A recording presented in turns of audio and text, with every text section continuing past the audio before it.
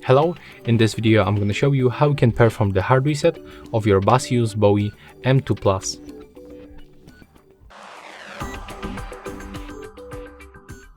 So to do this we get two methods. The first one, you can do this in this application, so you have to select your earbuds, then click on the settings icon in the right bottom corner, and here we can find the option to restore the default settings, and to do this you have to just confirm.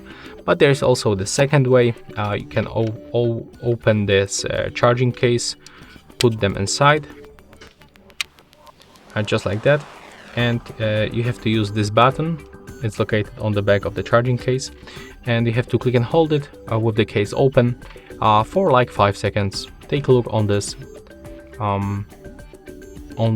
indicator behavior. As you can see, it blinks 3 times, so it means that we successfully perform the hard reset. Right now you can just close the case and simply open it.